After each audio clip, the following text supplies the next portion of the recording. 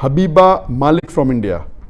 Can you list the name of reliable scholars who you turn to for fiqh issues so that we also turn to them for our fiqh issues? This is a very big question. The answer can go on for hours together. I will try and answer in short, because which scholars do I turn to for my fiqh issues?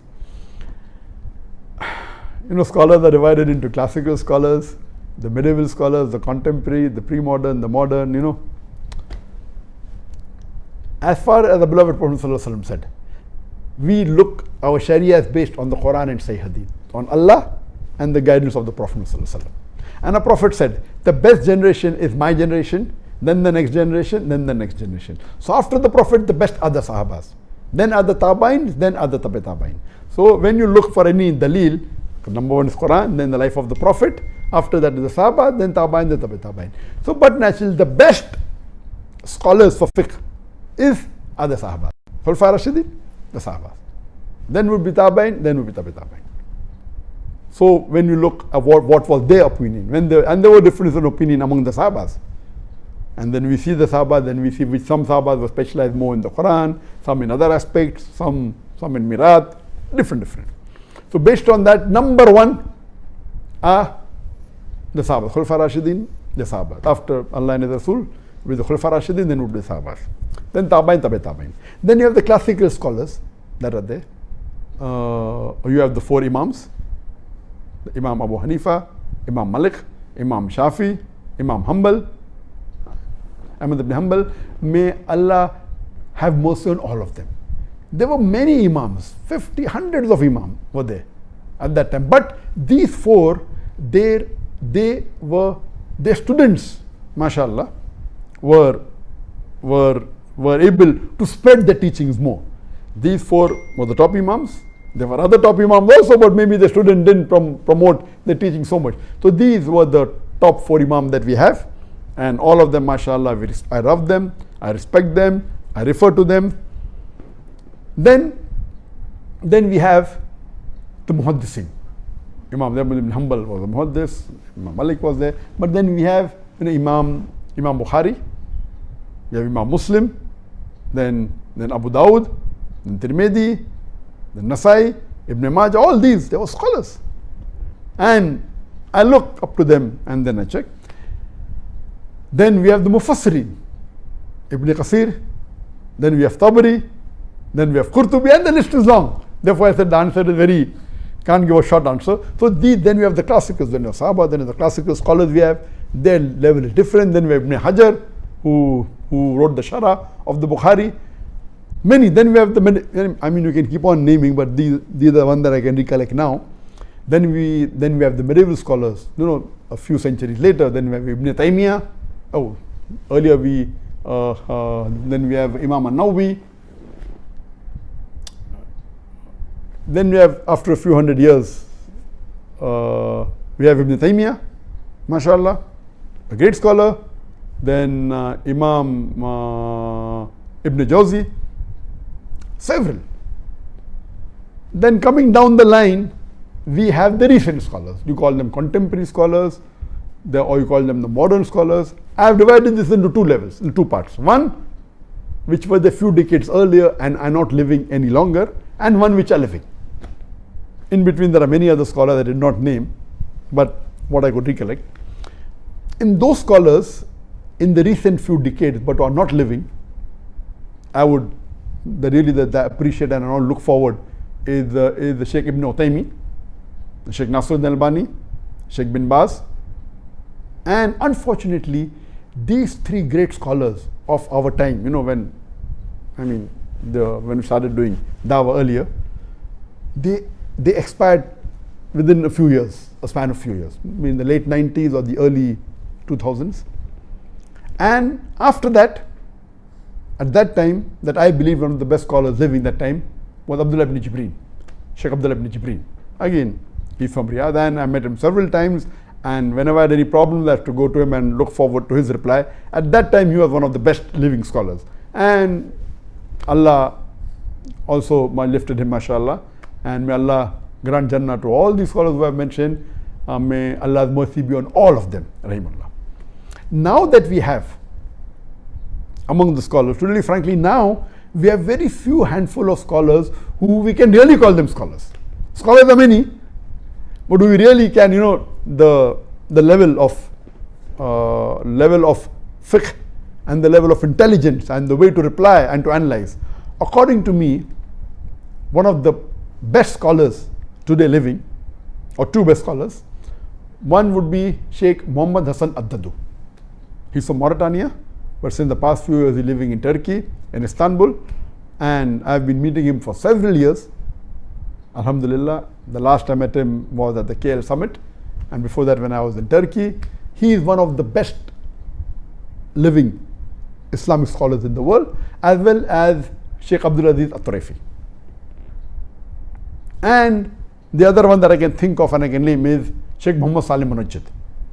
And all these scholars, every year, mashallah, I meet them many times. For the last several years I've been meeting them. Except, now some of them are in custody. So since the last couple of years that they have been in custody, I could not meet some of them.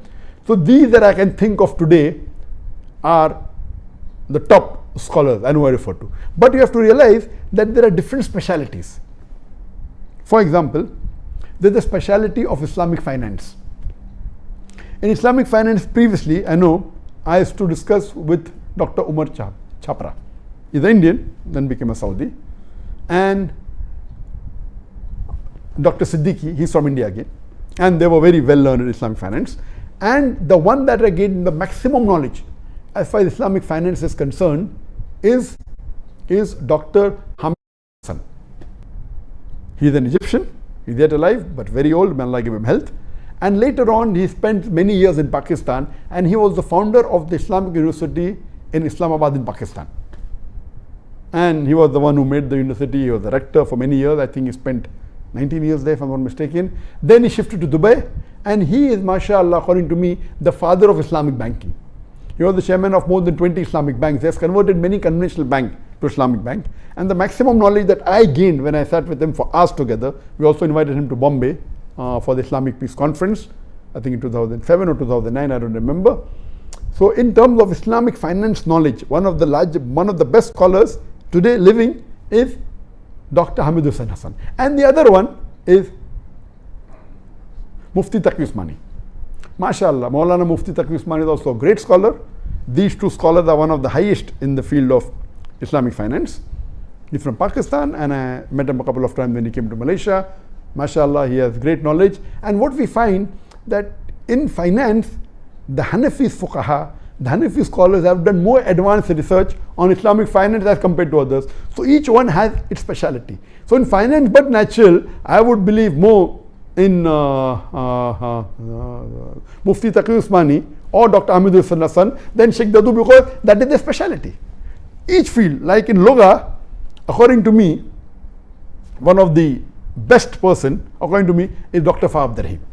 Dr. Fa Abdurrahim, originally an Indian, then shifted to Saudi Arabia, and he was the head of the Loga department in the starting when Loga department for non-Arab started in the Islamic University of Medina.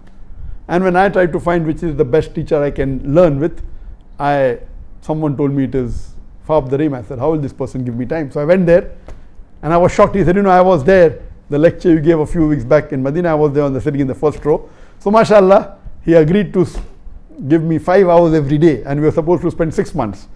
So that's the time I took out my Iqama, my Saudi resident permit in the year 1997. And unfortunately, I could spend hardly about 3.5 weeks with him. There was some important issue in India, I had to go back. So for 3 weeks, mashallah, I sat with him 5 hours a day, immediately after the Zohar Salah up to the end of Maghrib. Just before Maghrib, spent about 4 or 5 hours every day, and there I learned. He was one of my first few teachers, mashallah. And the knowledge he knows about 70 to 20 languages. The fluency he has, mashallah. And then the other person I studied who's also great in the hadith is Dr. Ziaur Rahman Azmi. Dr. Ziaur Rahman Azmi again is an Indian. You'll be shocked to know he was a Hindu. Then he migrated to Saudi Arabia. He did his master's, he did bachelor's, master's, PhD, he became the dean of the Hadith department in Islamic University of Medina. And I used to sit with him twice a week, and my basis of hadith, I learned from him, mashallah. He's a great scholar, and he has compiled, after he retired, in the past, he spent about 18 years in compiling all the Sahih Hadith in one volume. And that was my desire when I used to speak in lectures, the Quran and Sahih Hadith. Now, where is the Sahih Hadith? Yeah, Bukhari, Muslim, but that's not all. So what he did, he spent about 15 to 20 years and compiled all the Sahih Hadith in one volume and called it Jami Kamil. And that's printed in 12 volumes. There's a Mukhtasar version of it, which is in 5 volumes, and we are translating it into English. And when I say Quran and Islam, all, even if not 100%, you can easily claim that more than 95% of the Sahih Hadith are there. And then this Hadith is also then Bukhari, chapter number so and so, volume number so and so, also then Muslim, also then Abu Dawud. So all the Sahih Hadith you can find in that. So there are other scholars in the field of science, is there, like Dr. Musleh, he specialized in science. Then you Abdul Majid Asindani in science. So there are various, in terms of fiqh issues, as I told you, that there are many scholars, there are other scholars also. There are many, like Sheikh Saad Nasr al-Shetri, he's also a great scholar. But the one that I really appreciate amongst all of them is Sheikh Muhammad Hassan al-Dadu, Sheikh Abdullah al-Tarifi, and Sheikh Muhammad Saleh al-Munajjid. And what Sheikh Muhammad Saleh al-Munajjid has done, that mashallah, he has his own website, Islam Q&A, which is the most popular Islamic website in the world and most popular site for fatwa. If you have any questions, the best answer you can get is go to Islam Q&A. It's in 14 languages. Hope this answer is in short. It's a very short answer. You can elaborate for us together on this.